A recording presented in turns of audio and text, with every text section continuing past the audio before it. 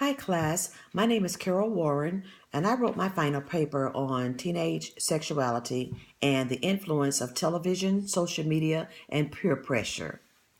Janelle Carroll in 2013 writes that by about age 14, most adolescents experience an increasing interest in intimate relationships.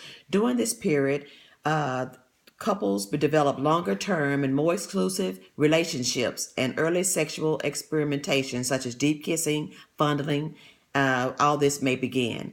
And I believe that all this is because of what they are watching on television. According to Rebecca Carroll in 2004, the average American teenager watches about 3 hours of television a day.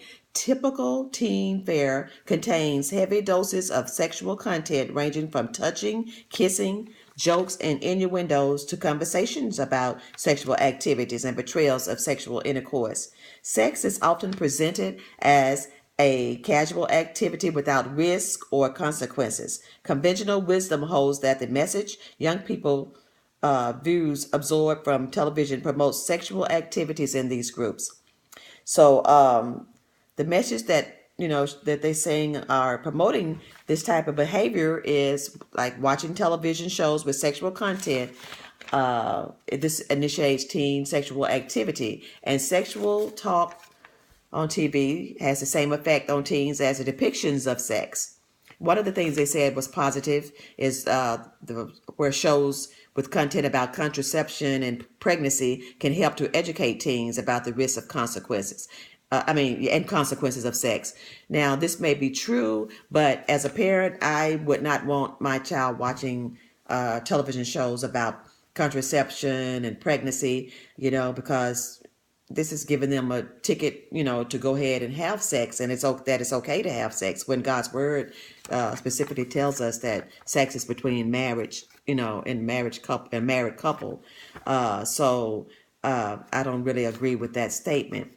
And in 2015, Susan Heron, she writes that teenagers and young people between the ages of 13 and 19 have been identified as the generation with the highest internet use since the late 19s.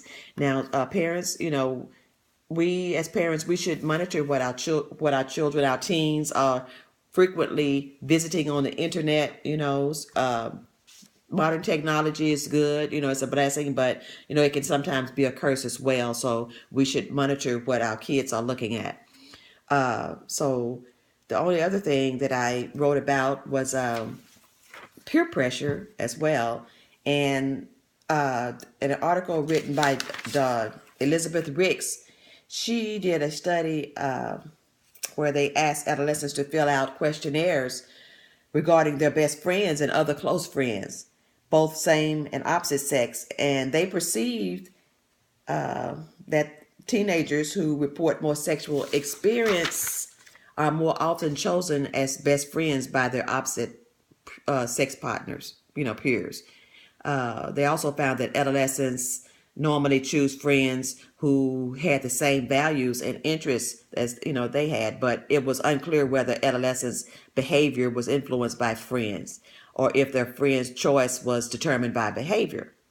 So, peer pressure is, it can be pretty, heavy for our young people. They're trying to grow up, they having issues, with their, trying to figure out who they are and everything. So I think peer pressure and internet and television shows like Grey's Anatomy and Scandal, Friends, and all of that, all that have a big influence on our teenagers. So we just should teach them what God's word says about, sexual sin, and also what sex is for. The married couple. They should wait.